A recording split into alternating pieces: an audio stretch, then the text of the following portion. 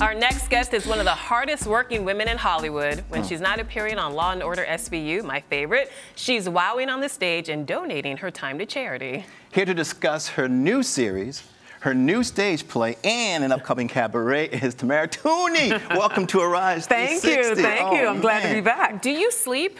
Right. Not much. Actually, not much. You can't. Well, when I can't sleep, I watch you every night. I watch Law & Order SVU every night. I feel like I've known you. Did you have any idea that that role would last for over 15 years? No, I had no idea. When I first went on the show, I went in for one episode. No kidding. Yeah, and then it turned into a recurring role. Then it turned into a series regular. Now I'm back to recurring. You know, a lot of people are like, "Are you still on the show?" I'm like, "Yeah, I still have one toe in there." I just shot a new episode the week before last. So, wow. Yeah, so I'm still on SVU. You're my hero. Thank you. Tell me more. What else do you want to know? All right, so now the show is doing very, very well. It's like a franchise. Now, why do you think that your show would last through all this? SVU? Yeah. Well, I think the writing. I mean, the writing's tremendous, you know, and then, you know, you couple that with some really incredible actors and great directors, and it's a remedy for success. So I'm just proud to still be a part of it. You've had such an incredible career, and the range is just astounding. I got to walk through some of this. Here we are. Okay. You were Jessica Griffin on the soap opera As the World Turns. You appeared on gritty dramas like NYPD Blue, Spencer for Hire, and New York Undercover. Oh, yeah. Worked with, wow. Yeah, back in the day. Yeah. You worked with Al Pacino in City Hall and The Devil's Advocate. Yeah. Wow. You've starred opposite Denzel Washington twice. Yes.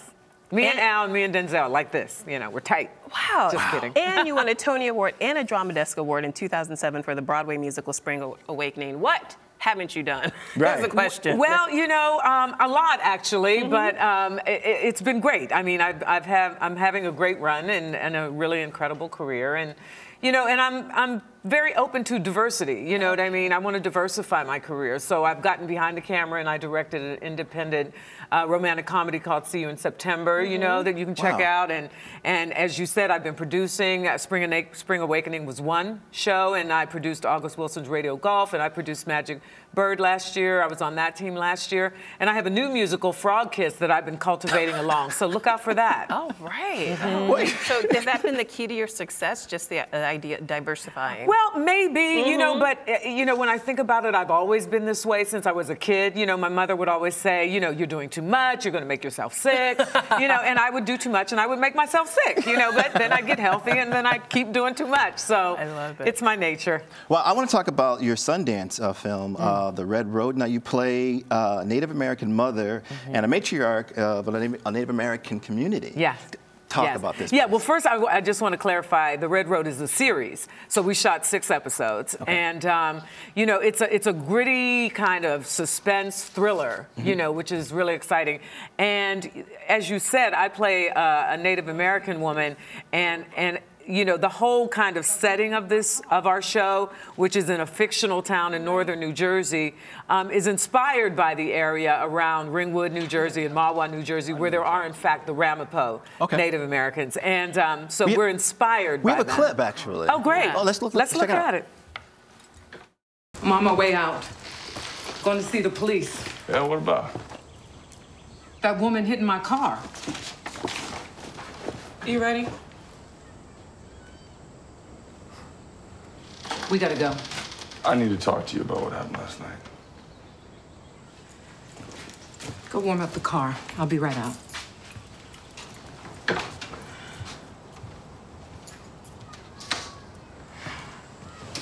You're gonna make this lady look guilty. Okay, by me. That boy could die. They had to put him out this morning to keep his brain from swelling. Frank and Iana are a mess.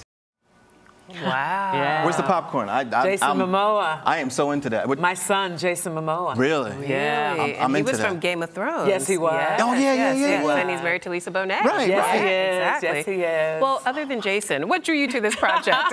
Right? And how did you prepare for this role? Yeah. Well, you know, the writer, Aaron Guzikowski, is an amazing writer, and he is partnered with Bridget Carpenter, who wrote on and produced Friday Night Lights. Oh, so it's a great writing team, and the script is fantastic. So that was the first. And then secondly, to play this character, this Native American character, because, you know, part of my ancestry is Native American as well. Really? And the wonderful Did not know that.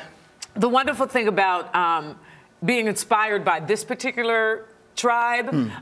The Ramapo are descendants of African, Dutch, and Native American. And my family is also African, European, and Native American. Really? So it was the first Wow. time I was presented a role that actually made up my complete genetic, history. Right. So that was exciting to me. So very happy to do it. And and it's also interesting because when I tell people about the show and I say I'm playing a Native American, they think it's like, the 1800s Wild Wild West. Yeah, I'm right, like, right. no, there are Native Americans, Still alive and well, Yeah, exactly. living in this country. There you So go. that's exciting. Wow, I'm a little Native American too, actually. Yeah, Blackfoot. If you heard of us. Blackfoot. Oh, So am I. That's your There you tribe? go. Okay, So you get cousin. so you get the reunion. Okay, let's How's do Nana? it. All right. Well, you're also in rehearsals for an upcoming play at the Public Theater. Yes. And it's Yes. called The Library. Correct. Now, it's pretty intense. It is. I'm really excited about this play. It's a new play, and it's written by Scott Z. Burns, who has partnered with Steven Soderbergh in several films. Wow. And Soderbergh is also directing this play. You were So kidding. they're both coming Wait, to you're the working with theater for the Soderbergh? first time. So it's very exciting. A great cast: Michael O'Keefe and Lily Taylor and Jennifer Westfeldt. And and it's about the aftermath of a school shooting, but it's not. It's a different kind of perspective. It's not just about, guns or, bullying. It's really kind of, when something happens, how can such diverse kinds of retellings of it, come from different people? So, and then why does one story, catch fire and go out when it may or may not be accurate? So that's kind of what the writer's looking at. And I think it's an important play. I think it's really a different conversation about I think it's a necessary our conversation. society today. Very necessary conversation. And you're in rehearsals right now. We're in rehearsals. So what's rehearsal been like? Rehearsal's been great. It's interesting because I'm an actor who likes to be directed. I'm like, tell me what to do. Right. And Soderbergh's kind of a director that kind of leaves you to your own devices and kind of watches. Right. So I'm trying to figure out, my process coupled with his process and how we're gonna, tell this story and have it all come together. So really excited about that. We start previewing March 25th and we open April 20-something. So, I hope everybody will come check it out. And you play a detective? I play, yes, the lead detective investigating the shooting. You can't get away from detective work, can you? I know. That's why I'm happy about the Red Road, where I'm But wait a not minute. cop. The cabaret, you're doing a cabaret too, right? Yes, in May 20th Louise, and lady. May 27th. There's a beautiful club here in New York called 54 Below. Yeah. So I'll be there May 20th and May 27th. And it'll be after the play's over, so you sing it works also? out. Yes, I sing. Oh, my God.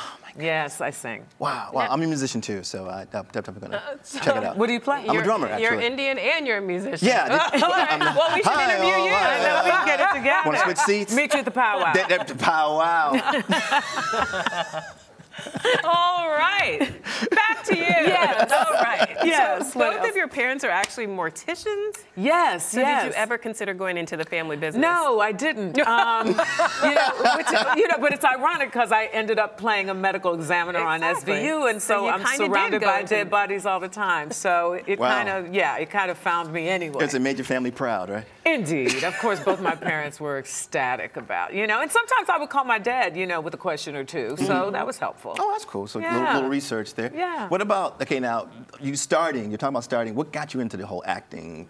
How'd you get bit by the acting Oh bug? gosh, truly it was something that I have done since I was a little kid. I mean, not professionally at all, Right. but it was always something that I loved. I loved to do school plays, and I'd love to do plays at my church, and I sang in the choir in both church and school. Right. And I took dance class, so all those things kind of culminated my senior year of high school when I was thinking of going into medicine for a career, and I had prepared myself with all of the maths and sciences to do that. No kidding. But then my senior year, I did, my senior concert, and I was like, well, this is what I really love. So, and I'm from Pittsburgh, and go Steelers, and Carnegie Mellon University, which has an incredible drama school was right there. Oh, okay. So perfect. I applied to the school not knowing anything, and I was lucky enough to be accepted into the program. So you were a natural. So I did 4 years at CMU and then, you know, made a beeline straight to New York City. Wow. All right. Wow. Well, now Wow. you're here. Let's talk about the League of Professional Theater Women and the event this evening. Yes, I'm very excited to be hosting the event this evening for the League of Professional Theater Women.